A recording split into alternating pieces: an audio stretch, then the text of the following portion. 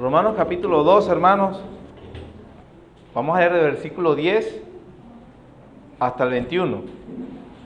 Sígame con su vista. Amaos los unos a los otros con amor fraternal. En cuanto a honra, prefiriéndoos los unos a los otros. En lo que requiere diligencia, no perezosos, fervientes en espíritu, sirviendo al Señor. Gozosos en la esperanza, sufridos en la tribulación, constantes en la oración, compartiendo para la necesidad de los santos, practicando la hospitalidad. Bendecid a los que os persiguen, bendecid y no maldigáis. Gozaos con los que se gozan, llorad con los que lloran. Unánimes entre vosotros, no altivos, sino asociándoos con los humildes. No seáis sabios en vuestra propia opinión. No paguéis a nadie mal por mal. Procurad lo bueno delante de todos los hombres. Si es posible, en cuanto dependa de vosotros, estad en paz con todos los hombres. No os venguéis vosotros mismos, amados míos, sino dejad lugar a la ira de Dios. Porque escrito está: mía es la venganza, yo pagaré, dice el Señor. Así que, si tu enemigo tuviere hambre, dale de comer. Si tuviere sed, dale de beber. Pues haciendo esto, ascuas de fuego amontonarás sobre su cabeza. No seas vencido de lo malo, sino vence con el bien el mal. Continuamos viendo en esta sección de la carta a los romanos los deberes cristianos, o cómo se ve la adoración a Dios, la consagración a Dios en concreto. Esta es la sección que estamos viendo. Esta conducta que hemos estado viendo desde la semana pasada, o tenemos varias semanas viéndola, es producto de haberse consagrado al Señor. Entonces lo primero que debe ocurrir es una consagración del creyente al Señor, como lo dice Romanos capítulo 12, versículo 1. Esa consagración es posible cuando el cristiano comprende y abraza las doctrinas fundamentales expuestas a lo largo de los capítulos 1 al 11. De manera que vemos que primero es el conocimiento de la palabra de Dios, la doctrina es fundamental. En segundo lugar, la respuesta apropiada a ese conocimiento es la consagración sin reserva de todo tu ser, de todo mi ser a Dios, ese sacrificio vivo, agradable a Dios, santo, y entonces se puede ver en concreto en nuestra vida evidenciar esa verdadera consagración, que no es algo místico, monástico, apartado, extraño, sino en la vida concreta eso se ve. Y hemos estado hablando acerca de eso. La semana pasada vimos ¿cuál precisamente? La del amor. Ya podemos decir que ya sabemos cómo amar a las personas, ¿verdad? No es algo sentimental, emocional, que surge, que viene. Pero lo que hemos estado remarcando desde la semana pasada es que estas acciones en concreto son responsabilidad del cristiano. Son responsabilidad. Entonces, debido a que tienen esa categoría del deber, de responsabilidad, el Espíritu Santo, hermanos, nos está informando que todo verdadero cristiano está capacitado para cumplir estos deberes. Eso es lo que nos está enseñando Pablo en esta sección de la carta. Usted puede leerlo, como acabamos de leerlo, y continuar, porque sigue por el capítulo 13 y capítulo 14. Estamos leyéndolo corto para aprovechar el tiempo. Pero eso lo que significa es que todo creyente debe comportarse así. Debe verse en su vida de esta manera. Ahora, esto también, como yo le estamos diciendo, es su responsabilidad, es su deber. También se puede ver como esta es la manera como se evidencia una vida sobrenatural. ¿Ha escuchado esa frase o ha tenido el deseo de vivir una vida sobrenatural? Bueno, este cuadro es una vida sobrenatural. Es sobrenatural definitivamente. Porque lo más natural es que a mi enemigo yo me vengue, lo odie. Pablo dice, bendigan a los que os persiguen. Naturalmente, ¿qué surge a quien que me produce persecución? Molestia, rabia, odio. Pablo me dice, bendígalo. O sea, desee la bendición de Dios. No es que yo te bendigo, no. Ese tipo de frase está incorrecta. Porque yo no tengo... Usted desea mi bendición, que escuché a un charlatán hablar. No, usted no desea mi bendición, usted desea la bendición de Dios. Yo deseo la bendición de Dios. Pablo dice, bendigan o deseen la bendición de Dios sobre los que los persiguen. Hermano, eso es lo más antinatural que hay. Lo más normal es que yo responda, me das una, yo te doy una. Pero entonces cuando yo me comporto, y es mi responsabilidad bendecir al que me persigue, entonces yo estoy viviendo de una manera sobrenatural. ¿Ve lo concreto que se ve? Eso es vivir de una manera sobrenatural. No pagar a nadie mal por mal. ¿Cuántos de nosotros no hace lo que hace la canción del difunto? Yo por las buenas soy muy bueno, pero búscame el día que tú me hagas enojado. Eso es lo más natural. Por eso es que se hizo famoso cantando canciones así. Eso es lo que todo el mundo, por supuesto. Pero el cristiano no es así. ¿Por qué? Porque él vive una vida sobrenatural. Pero si quiere cambiarle la terminología, es su responsabilidad. Ha sido capacitado, hermanos, para vivir eso.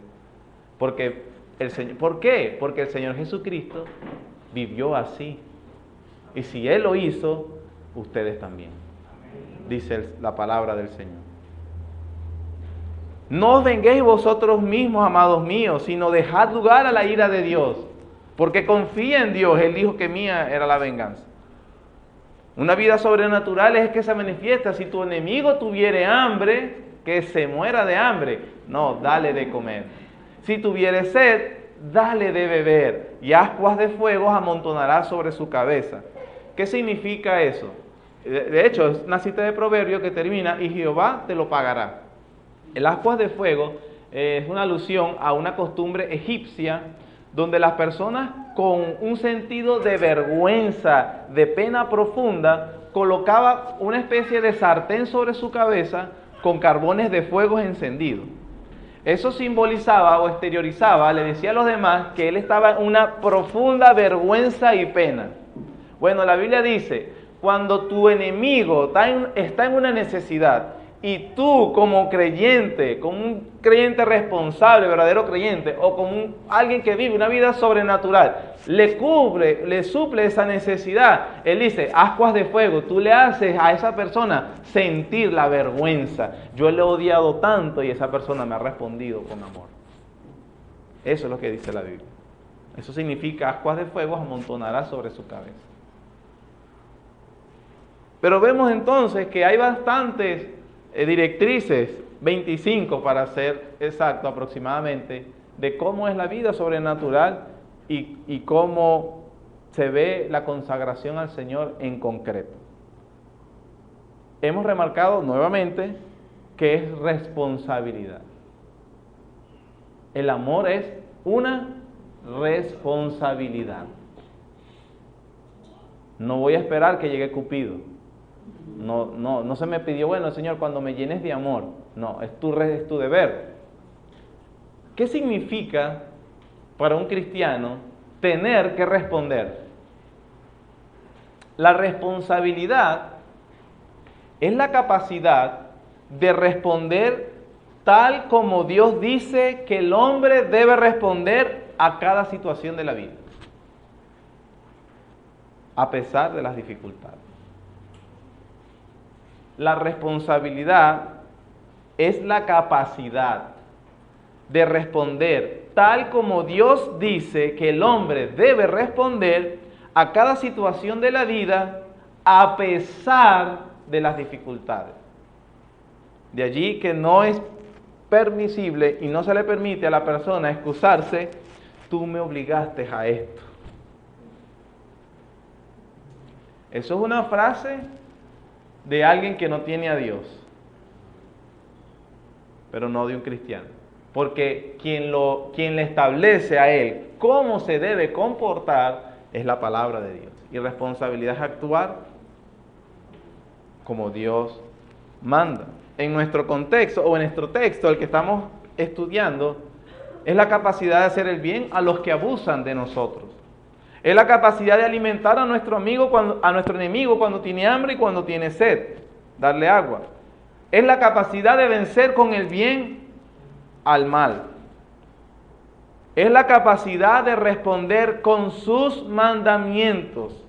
Es la capacidad, como dice Romanos capítulo 15, versículos 1 al 3. Miren cómo dicen, esta es una cápsula profundamente buena. Dice, así que, capítulo 15, versículos 1 al 3, así que los que somos fuertes debemos soportar las fraquezas de los débiles. ¿Y qué, hermanos? No agradarnos a nosotros mismos.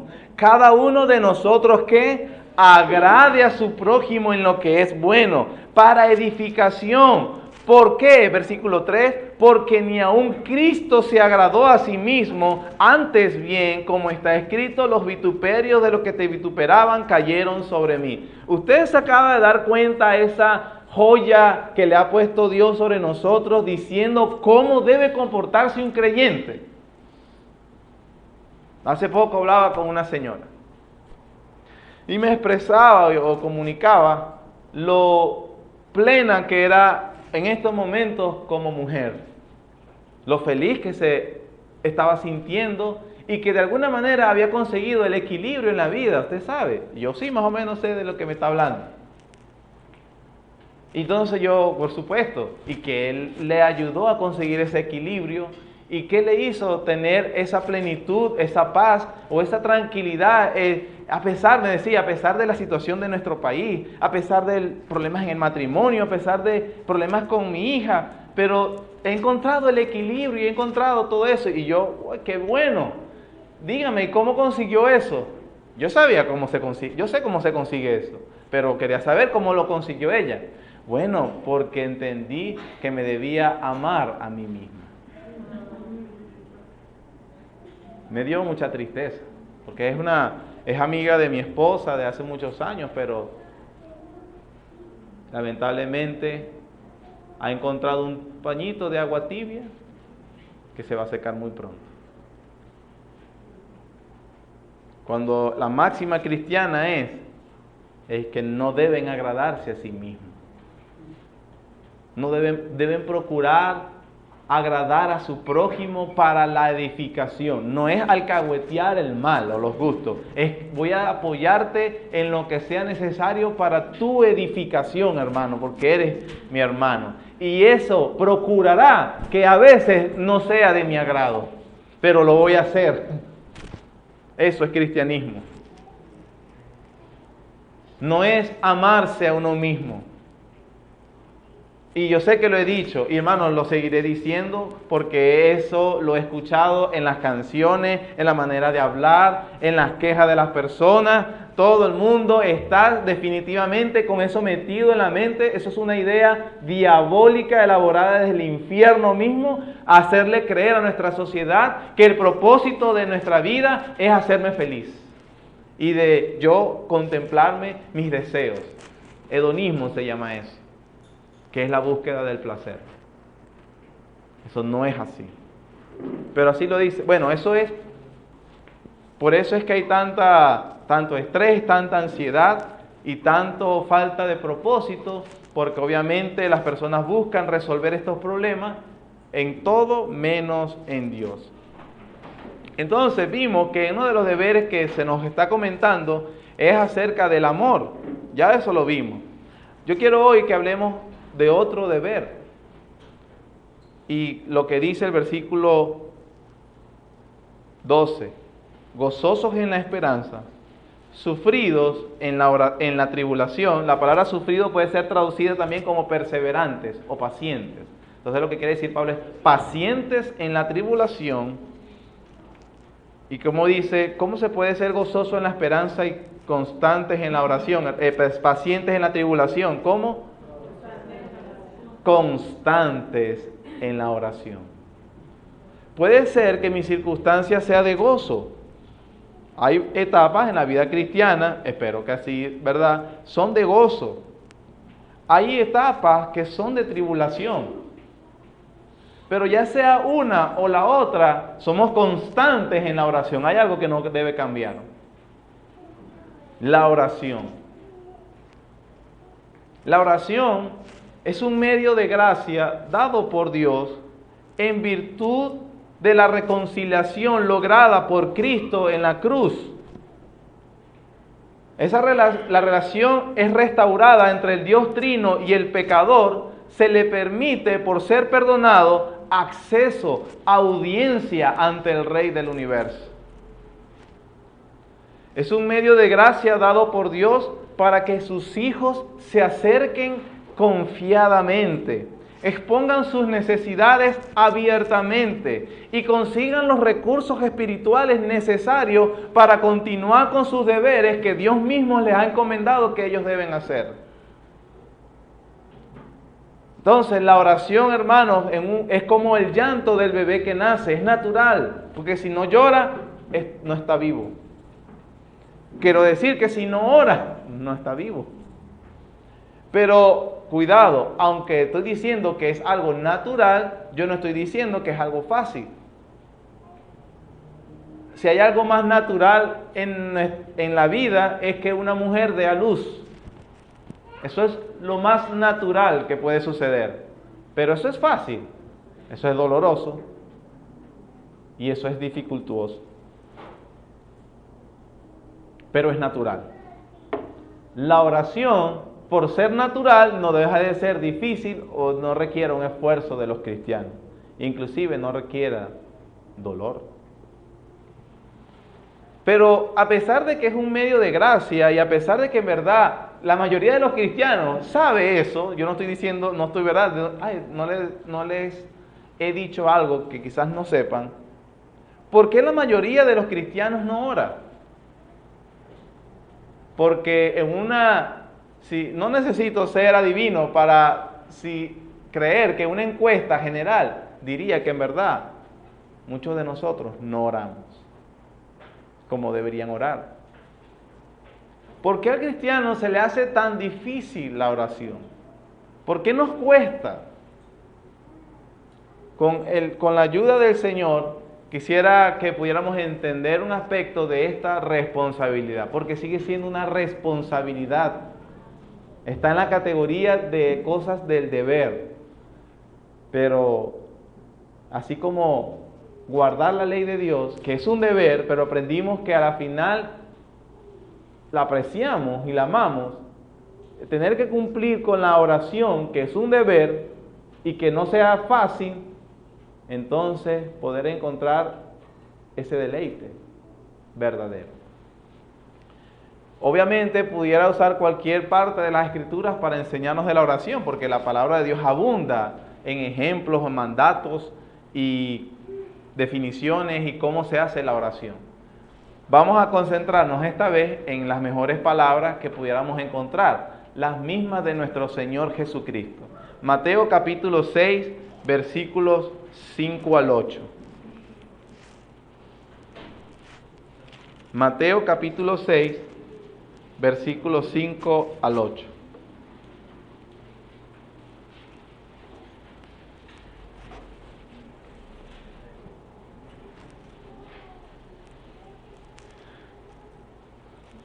En esta sección el Señor acaba de dar uno de los sermones más largos registrados en las Escrituras, en los Evangelios, que son las bienaventuranzas.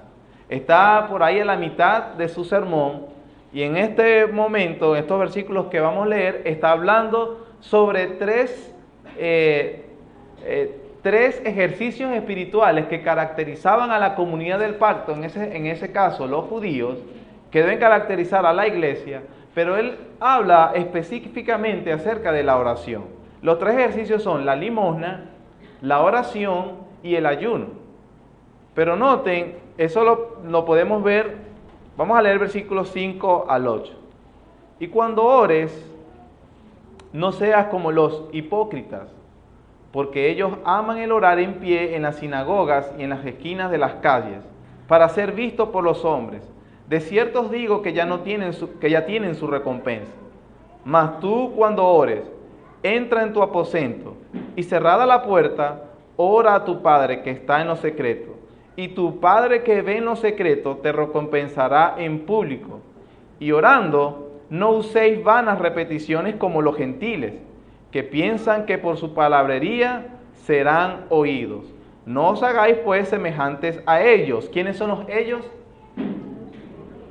¿Perdón? Gentiles y judíos, los hipócritas.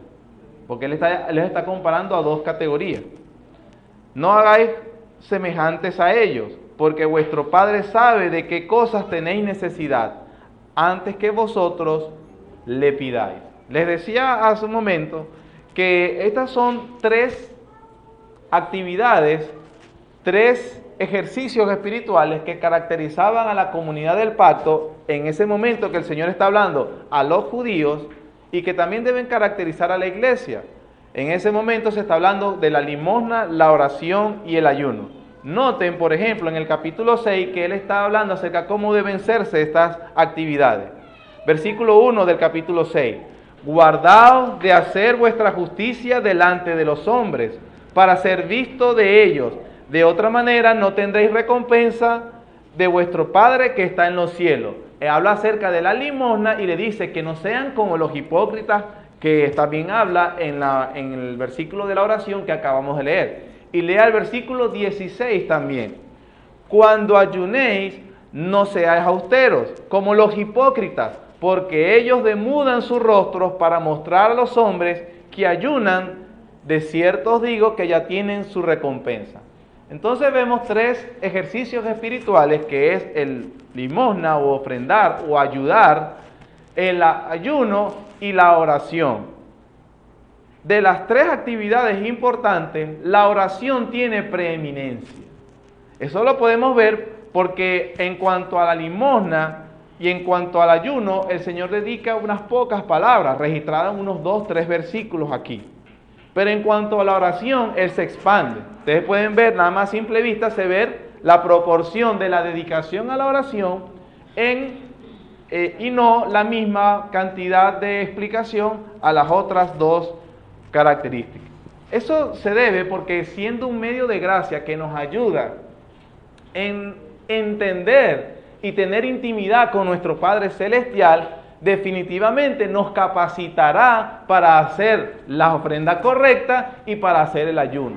Solo una persona que tiene una vida vital correcta de oración puede apartarse de sus cosas personales, sus necesidades básicas como el comer, porque está en una intimidad con el Señor, y solo una persona que entiende eso puede ofrendar con desprendimiento. De manera que lo más importante en cuanto a la oración, en cuanto al ayuno y la limosna o la ayuda, es que usted tenga intimidad con Dios. Intimidad con Dios.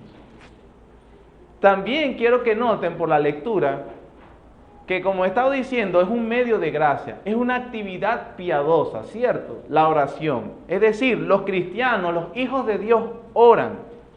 Pero por lo que acabamos de leer, también vemos que a pesar de ser una actividad, una acción piadosa, es posible tener actitudes no piadosas y estar orando.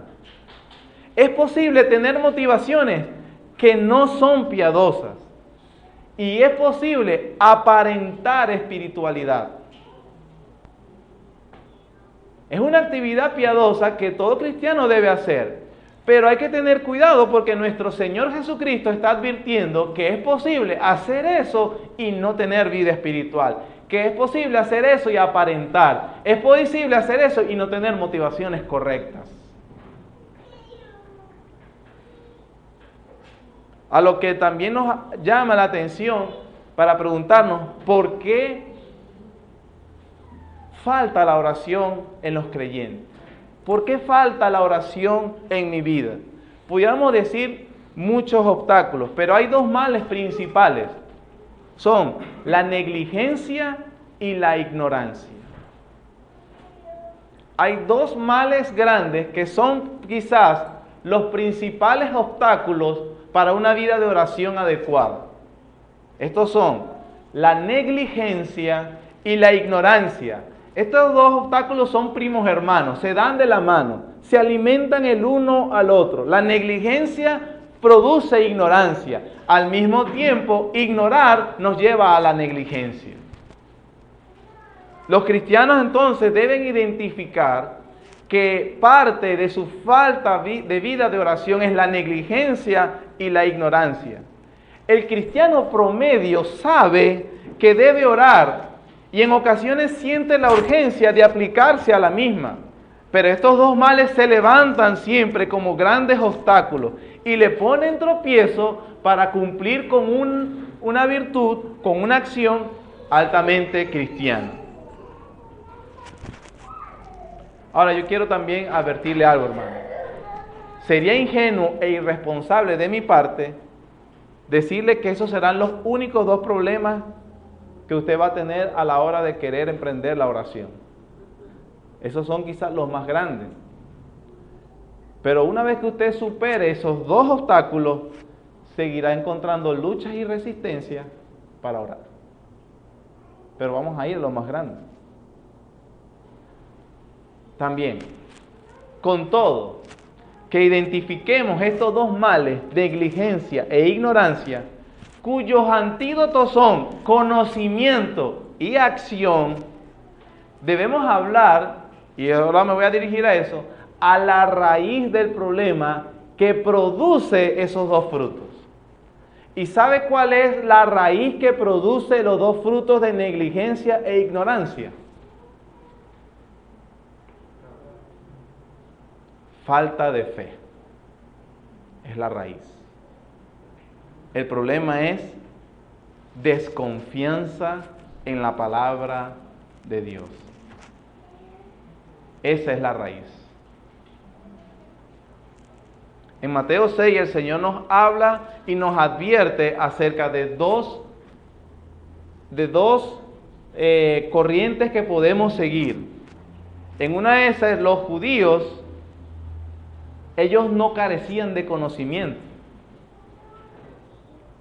Los judíos, quienes eran religiosos, no eran ignorantes.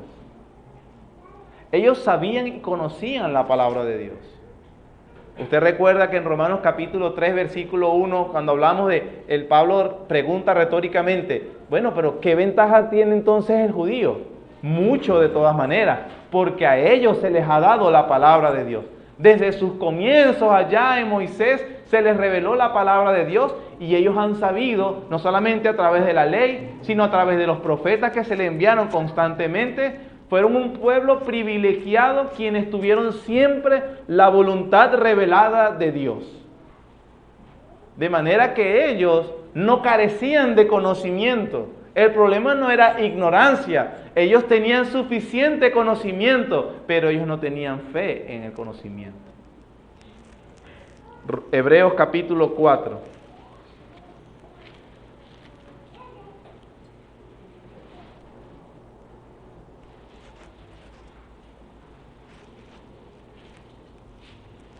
Hebreos capítulo 4, le dije, vamos a comenzar a leer unos versículos antes, del capítulo 3, versículo 16. Dice así: ¿quiénes fueron los que habiendo oído le provocaron? ¿No fueron todos los que salieron de Egipto por mano de Moisés? ¿Y con quiénes estuvo él disgustado 40 años? ¿No fue con los que pecaron, cuyos cuerpos cayeron en el desierto? ¿Y a quiénes juró que no entrarían en su reposo, sino a aquellos que desobedecieron? Capítulo 3, versículo 19. Y vemos que no pudieron entrar a causa de incredulidad. Versículo 1 del capítulo 4. Temamos pues, no sea que permaneciendo aún en la promesa de entrar en su reposo, alguno de vosotros parezca no haberlo alcanzado. Porque también a nosotros se nos ha anunciado la buena nueva como a ellos, pero no les aprovechó el oír la palabra. ¿Por qué, hermanos? no ir acompañada de fe en los que. Claro, ¿verdad? Clarísimo. Es decir, es muy bueno que usted ya haya hecho el sacrificio y superado los obstáculos que haya tenido hoy para estar escuchando la palabra de Dios y que lo hace cada domingo y cada vez que se reúna para escuchar. Pero dice, a pesar de eso no es suficiente. Una vez que escucha la palabra, debe ir acompañada de fe. Porque el ejemplo que da el escritor de Hebreos aquí es que habla de los judíos, el pueblo de Dios que Dios sacó de Egipto, que estuvo 40 años en el desierto y que Dios se enojó. A pesar de que Dios los había favorecido por un tiempo, terminó castigándolos. No van a entrar y no entraron. Entró la generación después, pero no ellos. El escritor de Hebreos dice a los cristianos en ese momento, judíos, les dice, así ellos estamos igual nosotros. A pesar de los privilegios y beneficios que tenemos aquí de conocer la palabra de Dios, teme, ten cuidado, porque no te aprovecha el hecho de que leas tanto la Biblia, que escuches sermones, si no depositas fe en lo que estás oyendo. El problema es entonces incredulidad. Hay que tener fe. La fe es el asentimiento intelectual a una información. Que es el asentimiento, es percibirse. Hay una información, hay un contenido. La fe no se produce en un vacío. Hay una información que debe saberse. Entonces esa información o ese sentimiento debe ir acompañada de acción, confianza que demuestra la aceptación y veracidad de esa información. Si usted me dice, mañana va a amanecer lloviendo, ok, me diste la información, asenté que escuché la información, yo en la noche hago los preparativos conforme a la aceptación de esa información. Como la tomo como verdad, pongo el reloj más temprano porque sé que se va a hacer una cola peor, preparo la ropa adecuada para la lluvia. ¿Me estoy explicando? Yo estoy actuando conforme a esa información. No solamente la supe, sino que actué. Ahí tuve fe, confié en la veracidad de esa información. Cuando hablamos de fe en el Hijo de Dios, hay un contenido, hay una información que se debe saber acerca de esa persona. Eso es la predicación del Evangelio. No solamente es que yo te recibo en mi corazón y ya. No, es que ahora mi vida responde de manera confiada, se abandona a la veracidad de esa información. Ahora yo me comporto como un hijo de Dios porque Él ahora gobierna mi vida.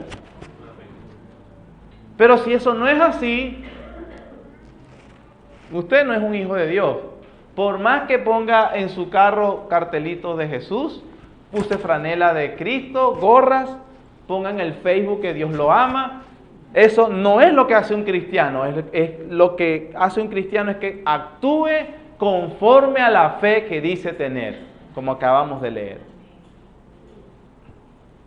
Entonces, el problema que está advirtiendo nuestro Señor Jesucristo en ese episodio que acabamos de leer, es que los judíos en su hipocresía carecían de fe, no de conocimiento. Tenían el conocimiento verdadero, pero carecían de fe. Y se les hacía fácil ostentar su religiosidad delante de los hombres. Pero la falta de fe les impedía que fueran diligentes a estar en solitario, gozando de la compañía de aquel que llamaban Padre. Cuando la fe falta en el hombre, hermanos, la hipocresía vestida de religión, llámese como se llame esa religión, es el sustituto perfecto. Cuando la fe falta en el hombre, la hipocresía vestida de religión, llámese como se llame, judíos, evangélicos, bautistas, llámese como se llame, usted entonces comienza a sustituir la verdadera fe por los elementos externos que dicen que usted pertenece a la fe. Usted puede ponerse una corbata, o usted puede ponerse un saco, usted puede cargar la Biblia y pretender que parece cristiano, pero en realidad no lo es. Usted puede asistir a la iglesia, usted puede hacer oraciones, usted puede dar ofrendas y a veces ayunar, pero no lo es. Porque carece de la fe. Pero sin fe es imposible agradar a Dios. Porque es necesario que el que se acerca a Dios crea que le hay y que es galardonador de los que le buscan. ¿Tú crees que Dios es uno? Bien haces. También los demonios creen y eso no los hace salvos. Ellos tiemblan inclusive, pero ellos no viven conforme a la veracidad de Dios. Eso es muy importante. Yo quiero decirles que la falta de oración de nosotros es porque tenemos el mismo problema de los judíos a quienes el Señor está criticando.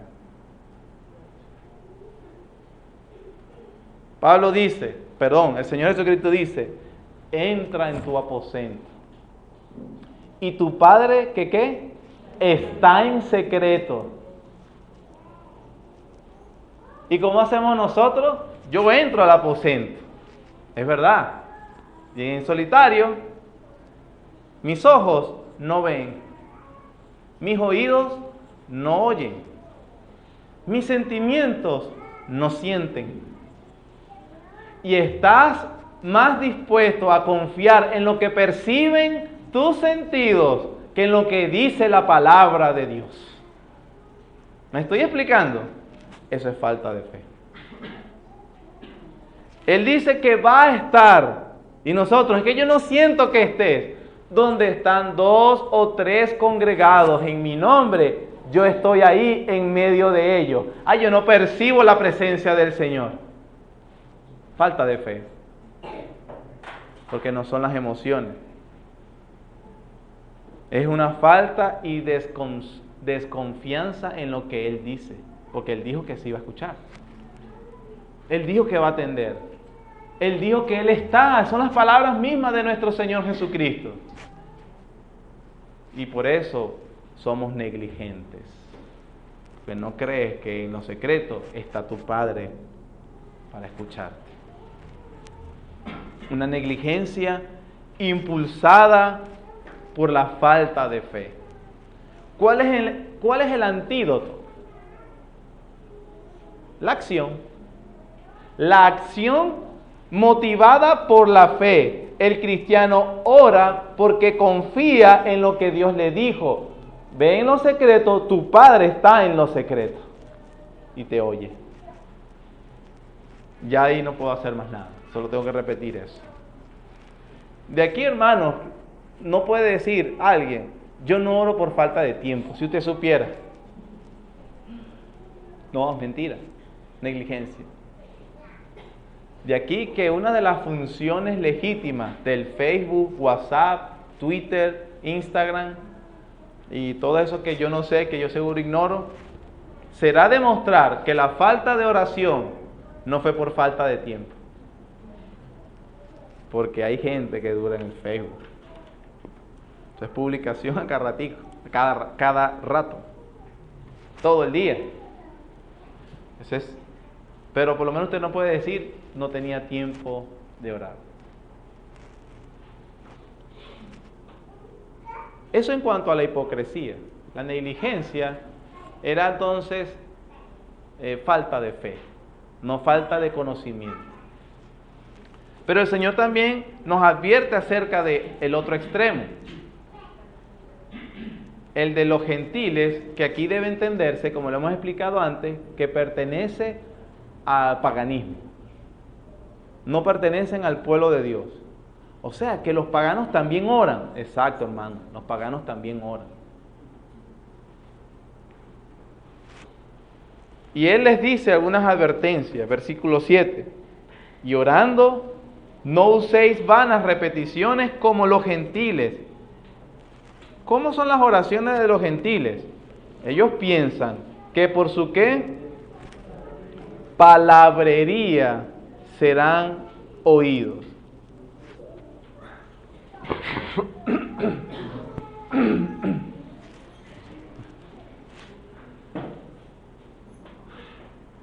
De aquí, hermanos, quisiera primero aclararle que el Señor no está condenando las oraciones extensas. No es que el Señor está condenando, usted no debe orar mucho tiempo porque eso le molesta al Señor. No. Él está hablando de una actitud pagana. Una actitud pagana que cree que puede convencer a Dios. Usted sabe, no, déjame hablar con Él que yo lo convenzo. Tú sabes que yo...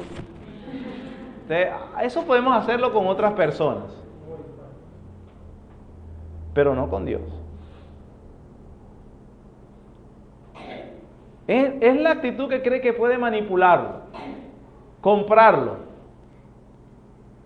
Él tiene que dar. No, que cuando yo haga esto, Él me tiene que dar. Así es mucha gente con Dios. Cree que por la extravagancia eso va a, ¿cómo se dice? Sorprender a Dios. Me sorprendiste, wow. Repetir por repetir. Los paganos piensan, según aquí, que por ser las oraciones largas y ruidosas, ya Dios debe contestar. El mejor ejemplo de una oración pagana está en el primer libro de Reyes. Vamos a Primera de Reyes, primer libro de Reyes, capítulo 18.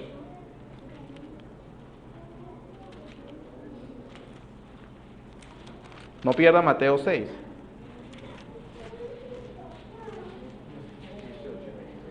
El primer libro de Reyes, capítulo 18, se registra ese encuentro entre los sacerdotes de Baal y Elías. Los que están familiarizados con la historia se ubican rápidamente. Primer libro de Reyes, capítulo 18, versículo 26 en adelante, dice así. Y ellos, hablando de los sacerdotes de Baal, ellos tomaron el buey que les fue dado y lo prepararon e invocaron el nombre de Baal desde la mañana hasta ¿cuándo, hermano? Es decir, tuvieron una larga y extensa oración. ¿Pero era a quién? A Baal. Ellos tomaron el buey que les fue dado y le prepararon e invocaron el nombre de Baal desde la mañana hasta el mediodía, diciendo: Baal, respóndenos. Pero no había voz, ni quien respondiese. Entre tanto, ellos andaban, ¿cómo andaban? Saltando cerca del altar que había hecho. Una manera de impresionar, una autosugestión. Baal, respóndenos hasta el mediodía. Y saltaban. Versículo 27. Aconteció que al mediodía, que Elías se burlaba de ellos, diciendo: gritad en alta voz, porque Dios es. Quizás está meditando, o tiene algún trabajo, o va de camino, tal vez duerme, y hay que despertarle. Y ellos clamaban como, hermanos, grandes voces, y se sajaban con cuchillos y con lancetas conforme a su costumbre, hasta chorrear la sangre sobre ellos. Eso es lo que el Señor está diciéndole a su pueblo que no haga.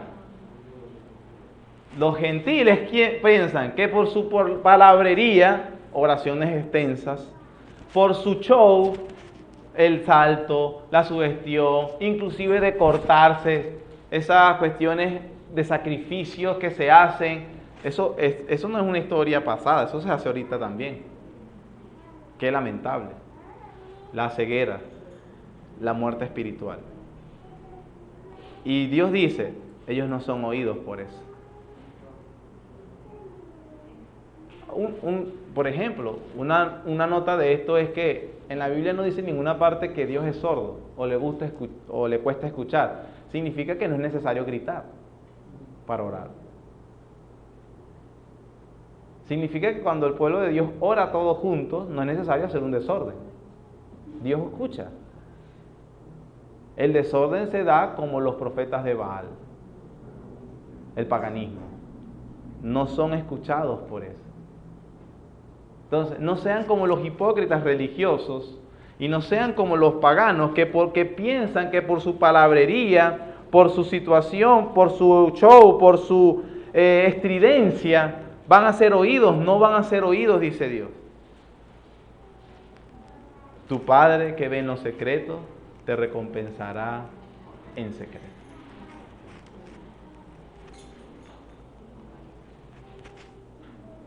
De aquí entonces, hermanos,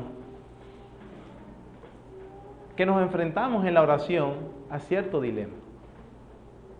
Porque entendemos por la palabra de Dios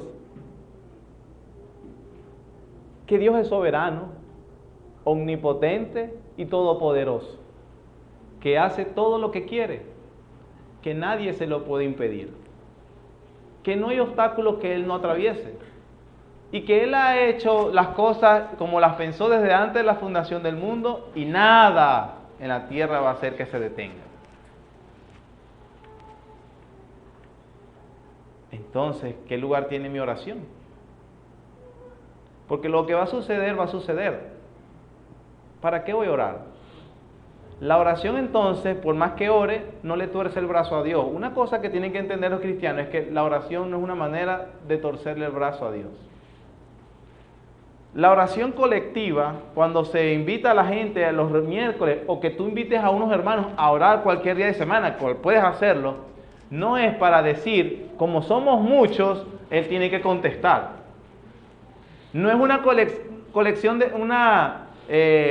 recolección de firmas para dar una petición. Mira, aquí los firmantes pedimos tal cosa. Y como somos muchos, no es así.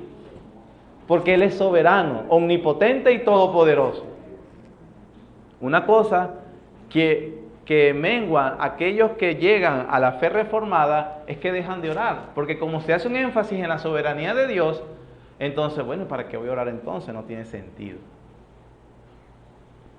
Ese dilema, ¿cómo lo podemos resolver? ¿Oramos o no oramos? ¿Debería pasar más tiempo en oración o no? ¿Qué nos enseña la palabra de Dios? Nuestro tema es constantes en la oración. 2 versículos nos van a ayudar a entender esto y espero que así sea. Vamos a buscar 2 Corintios capítulo 1, la segunda carta a los Corintios capítulo 1 y Filipenses capítulo 1.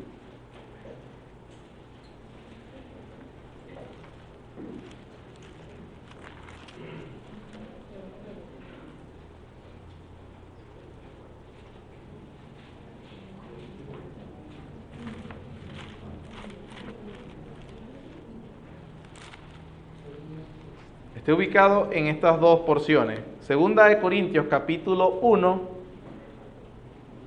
y Filipenses capítulo 1. Estamos tratando de resolver el dilema que si Dios es todopoderoso, soberano y hace como Él quiere, ¿qué lugar tiene mi oración? Si yo de todas maneras no lo voy a convencer de cambiar de decisión, ni le tuerzo el brazo. En 2 Corintios capítulo 1, Pablo les comparte una situación a la iglesia y dice lo siguiente, desde el versículo 9.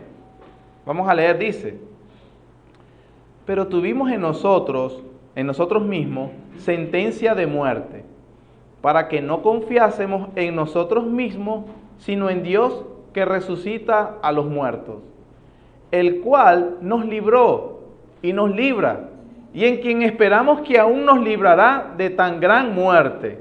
Versículo 11.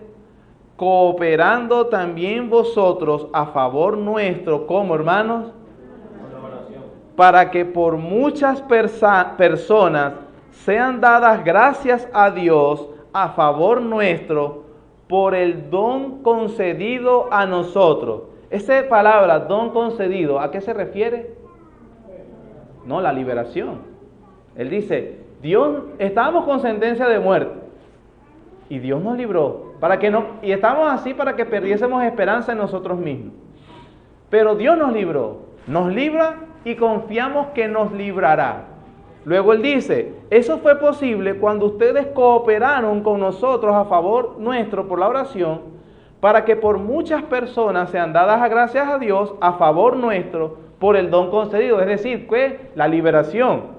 El don concedido a nosotros por medio de muchos. Filipenses capítulo 1 dice, es lo mismo, va al mismo tema, pero en otra iglesia. Y él dice en el versículo 19, porque sé que por vuestra oración y la suministración del Espíritu de Jesucristo, esto resultará en ¿qué, hermanos? Aquí a Filipenses él está preso en Roma y entonces le habla sobre una situación a la iglesia de Filipos. Recapitulamos.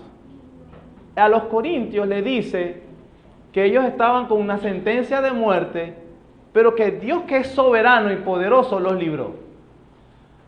Esa situación y los sigue librando. Y les ha dado confianza que ese Dios soberano y poderoso los librará en las otras situaciones donde estén predicando el Evangelio. En el versículo 11 él dice cómo Dios los libera. ¿Cómo es?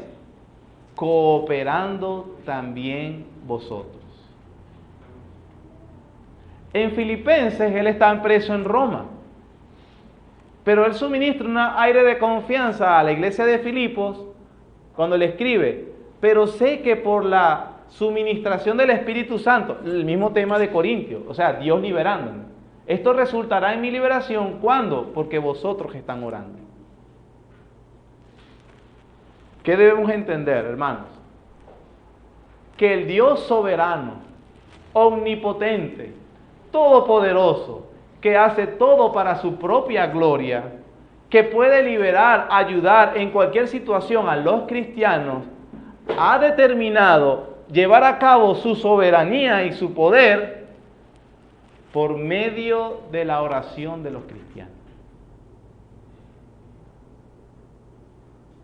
Eso es lo que yo entiendo en estos dos pasajes. Usted lo puede ver.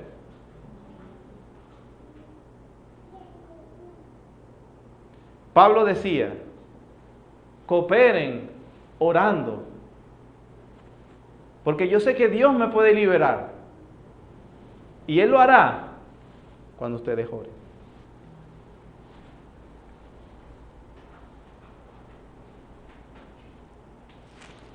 ¿De cuántos problemas, dolores, sufrimientos no hemos sido librados? Porque el pueblo no ora.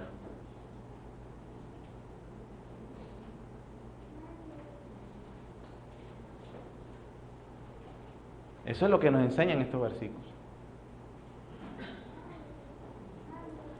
Por el don concedido a nosotros, nosotros necesitamos la liberación. Y eso nos lo concede Dios por misericordia y gracia. Pero termina el versículo 11, ¿cómo? Por medio de muchos.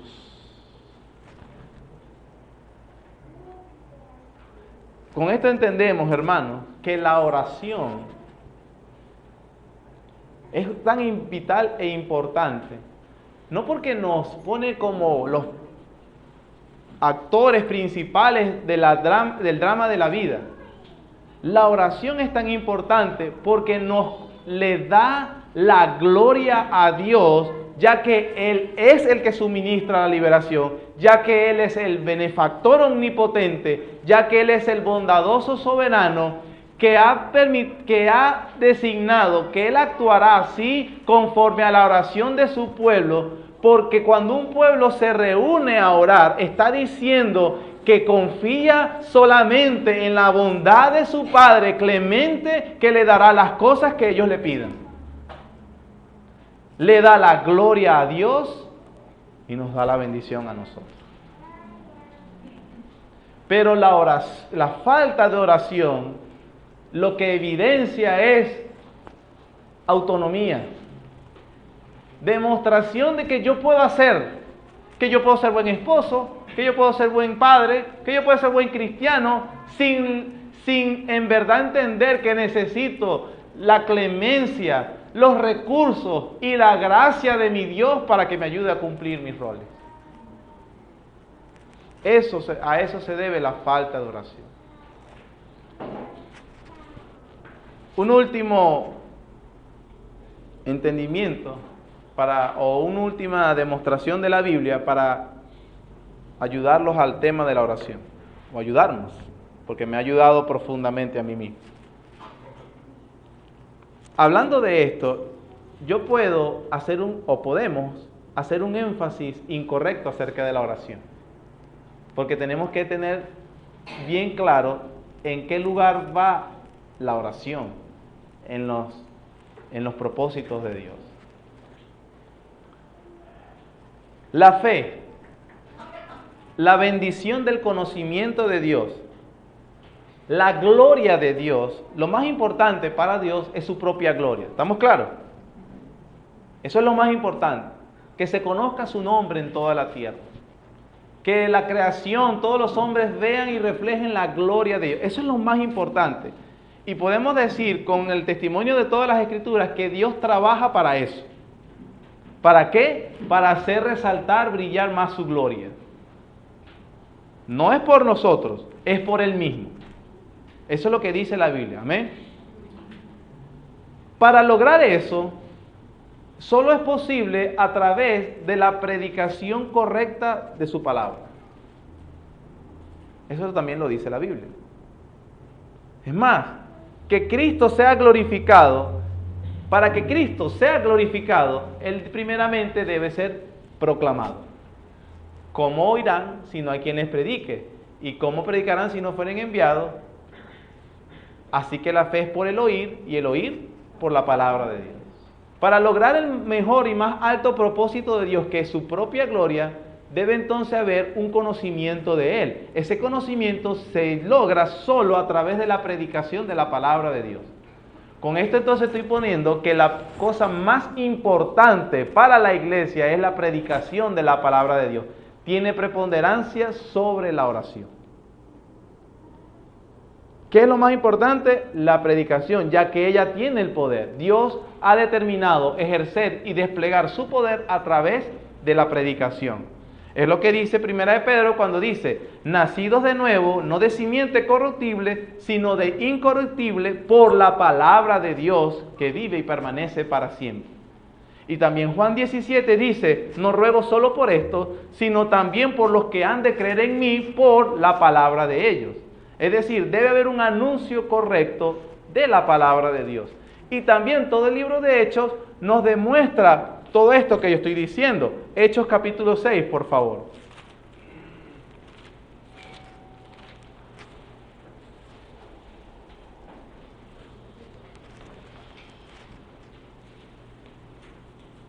Hechos capítulo 6, versículo 7. Está hablando acerca de la multiplicación de los discípulos y de la iglesia de Cristo, pero mire cómo Lucas lo registra. Hechos capítulo 6, versículo 7. Dice, ¿y crecía qué, hermanos? La palabra del Señor. Y el número de los discípulos se multiplicaba grandemente en Jerusalén. También muchos de los sacerdotes obedecían a la fe. Lucas registra que la expansión del reino de Dios, el establecimiento del reino de Dios, se daba porque había un crecimiento ¿en qué? En la palabra de Dios, no hay gente. Lo de la gente se daba, pero él está diciendo que era la palabra del Señor la que crecía. Hechos 6, 7, ahora vamos a Hechos capítulo 12, versículo 24.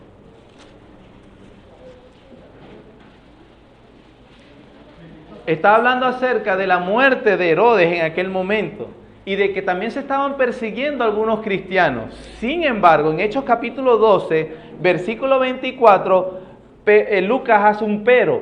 A pesar de la persecución y a pesar de muchas cosas, del encarcelamiento de Jacobo, de la muerte de Jacobo y de Pedro haber sido encarcelado, en capítulo 12, versículo 24, Lucas dice, ¿pero qué, hermanos? Pero la palabra del Señor crecía y se multiplicaba. Un apóstol muere a espada, el otro apóstol es encarcelado y Lucas dice, pero la palabra del Señor crecía. ¿Cuál es el interés de Lucas? La palabra de Dios, más que la de los apóstoles. Pero en Hechos capítulo 13, versículo 49, se está narrando cuando ellos están haciendo su viaje misionero, y en el versículo capítulo 13, versículo 49 dice, y la palabra del Señor se difundía por toda aquella provincia. Expansión del reino de Dios, el crecimiento del reino de Dios, se decía era por el crecimiento de la palabra, no de la gente. Mientras más personas abrazaban y asentían la palabra de Dios, se estaba haciendo lo que Dios quería. Capítulo 19, versículo 20. Es que el alboroto de Éfeso, y a Pablo prácticamente casi la multitud lo va a matar, lo meten preso, pero en el versículo 20 dice, y había brujería y todas esas cosas, el versículo 20, así crecía y prevalecía poderosamente, ¿qué, hermanos? Entonces vemos que los apóstoles van cada vez más para abajo, pero la palabra del Señor crecía, y Lucas registra eso, alegremente. Esa es la motivación del gozo del creyente, que la palabra del Señor sea exaltada, que el reino de Dios se establezca, que la gloria de Dios brille con mayor, que sea más fuerte que la misma luz del sol. Todo eso es lo que está diciendo Dios que está haciendo a través de la predicación correcta de la palabra de Dios. Entonces, en preponderancia vemos que la palabra de Dios y su predicación es lo más importante. Nuestro tema es la oración. ¿Dónde está la oración en esto? Hermanos,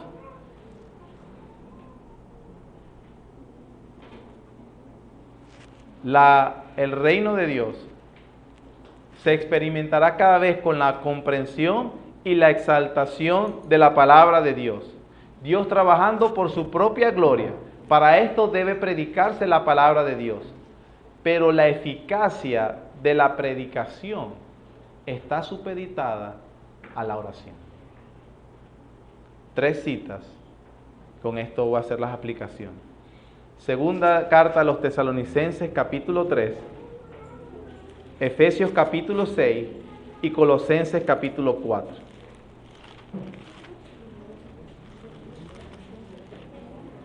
Segunda de Tesalonicenses, si no lo ha encontrado, oiga por favor, segunda de Tesalonicenses capítulo 3, versículo 1 dice, por lo demás, hermanos, ¿qué deben hacer los hermanos?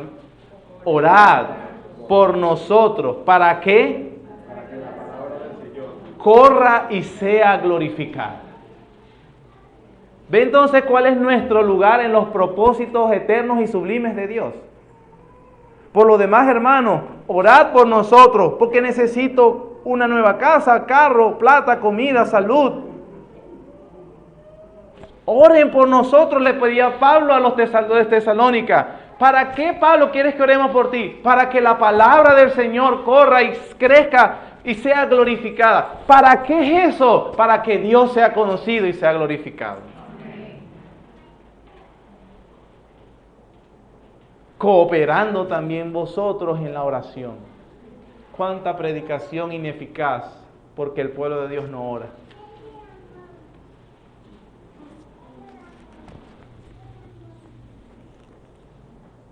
Efesios capítulo 6.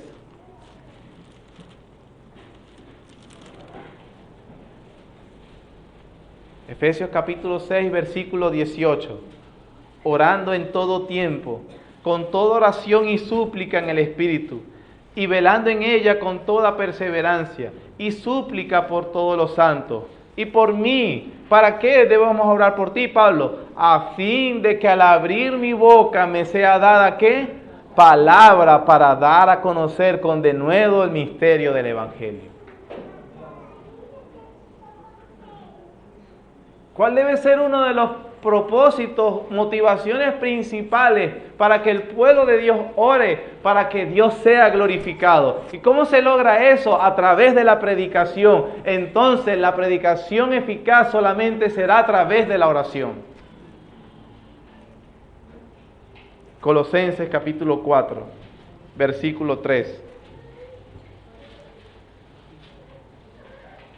Colosenses capítulo 4, versículo 3. Orando también al mismo tiempo por nosotros, para que el Señor nos abra puerta. ¿Para qué? A fin de dar a conocer el misterio de Cristo, por el cual estoy preso. ¿Cuál es lo más preponderante e importante para Dios? Su gloria. Para ese propósito que Él manifestó cómo se debía hacer a través de la predicación correcta de su palabra. Entonces, en cuanto a nuestra actividad, la predicación fiel, leal, correcta es nuestra máxima prioridad, no es la oración. Sin embargo, ¿cuál es el lugar de la oración? Es que esa predicación eficaz será solamente cuando el pueblo de Dios ore.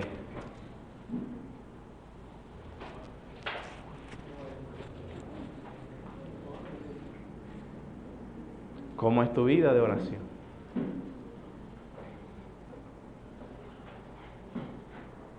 Cuando nos reunimos los miércoles, no es porque no tenemos nada que hacer, ni porque, bueno, vamos a poner a la gente a hacer algo. Estoy más que seguro que cualquiera me pudiera decir, dar una lista larga de qué puede hacer. Pero el punto es que usted no tenga claro sus prioridades. Pablo está preso. Pero hermanos, oren por mí, porque yo necesito hablar la palabra.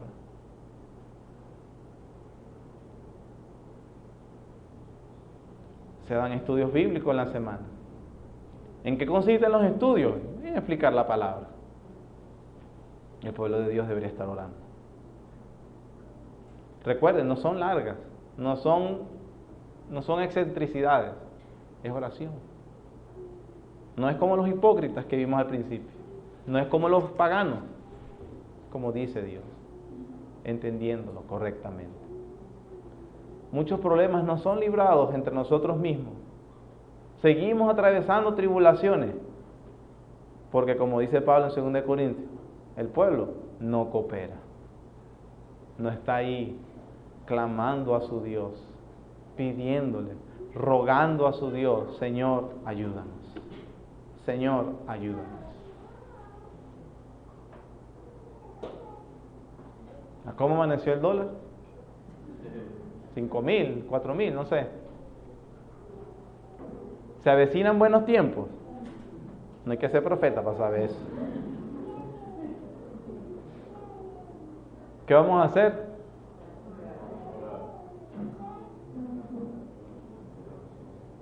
Unos por otros. La oración eficaz del justo puede mucho. Puede mucho. El primer problema era ignorancia. El otro era negligencia. Negligencia. Es que no sé por qué orar por mis hermanos. Claro, si nunca hablas con ellos. Si no asistes el miércoles de oración, o si no, por lo menos los invitas a tu casa, hermanos, venga, vamos a hablar. Y me voy a llevar lo que me dijo para mi casa, para mis oraciones personales. Aplicaciones. Listo. Con este sermón, hoy no almuerzo hasta que haya orado 2 horas. Y viene la hermana y... Pastor, intenté orar, pero mi esposo y mis hijos... Claro, si duraste 2 horas para hacer el almuerzo. Eso no eran el diablo y los demonios, van a hacer a tu esposo y tu hijo que necesitaban.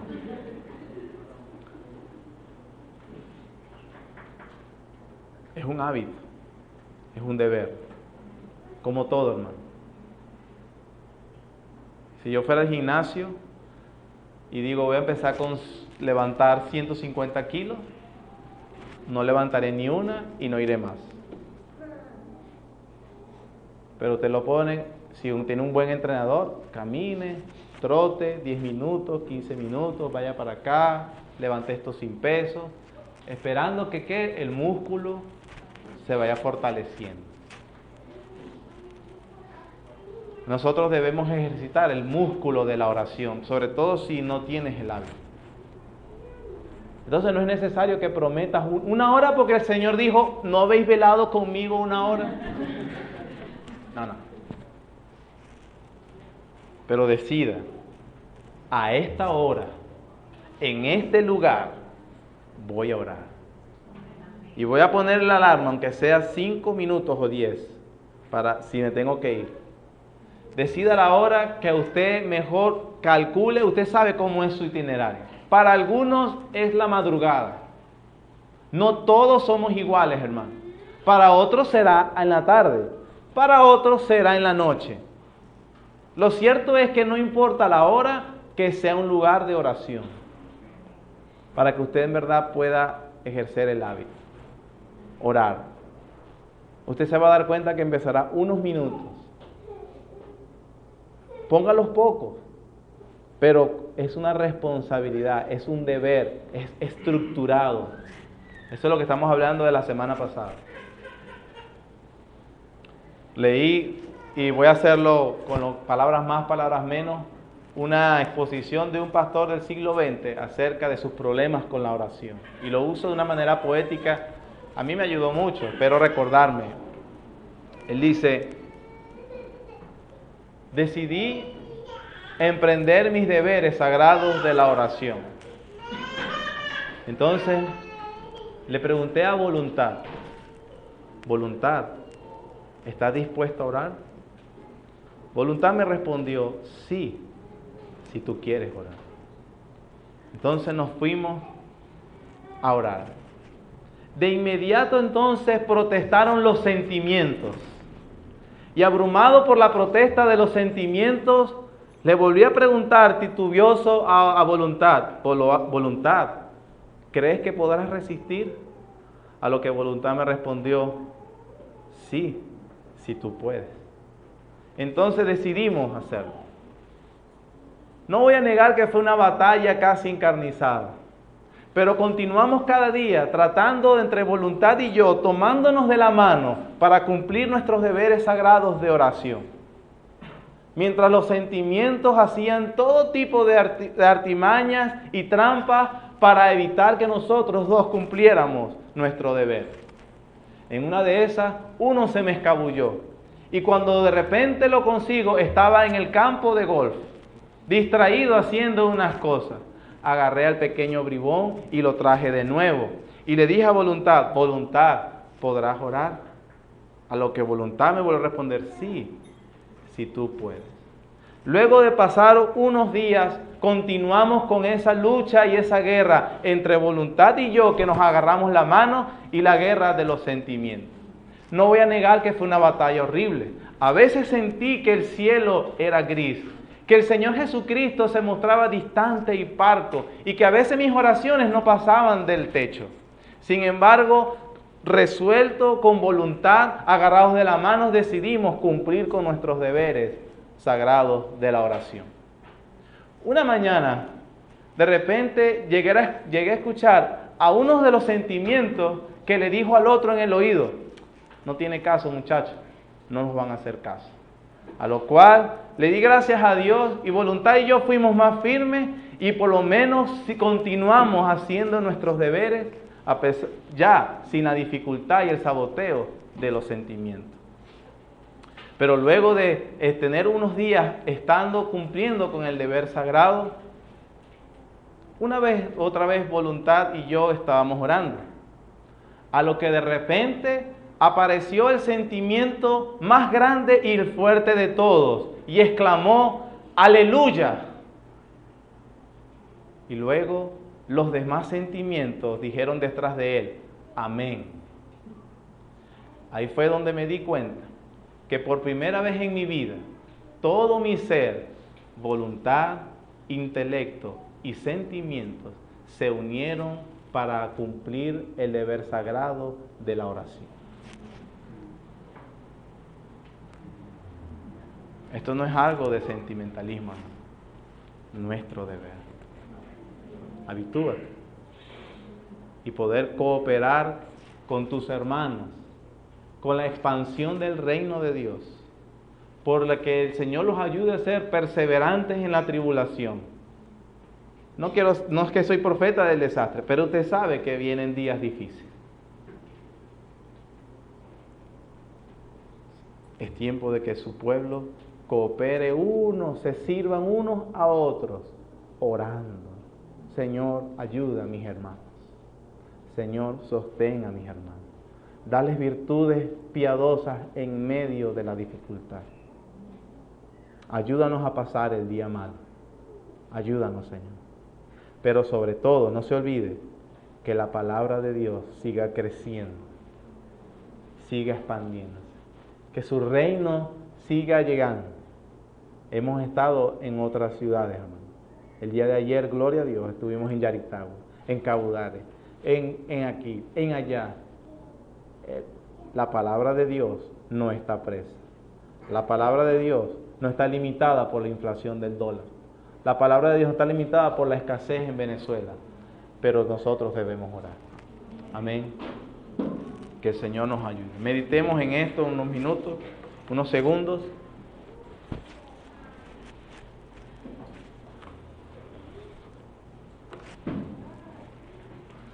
Nuestro buen Señor y Padre Celestial, gracias, Señor, porque tu palabra es viva, eficaz, más cortante que espada de doble filo. Señor, hemos estado aprendiendo sobre los deberes cristianos, Señor. Cómo debemos consagrarnos, debemos estar consagrados y cómo se ve esa consagración en lo concreto, Señor. El día de hoy hemos estudiado acerca de este deber sagrado y deleite de la oración. Permítenos, Señor, en el nombre de Jesús, por la libertad que Él nos ha dado a través de su sacrificio para poder acceder al trono de la gracia, Señor, que nosotros podamos de verdad abocarnos en el cumplimiento de nuestro deber.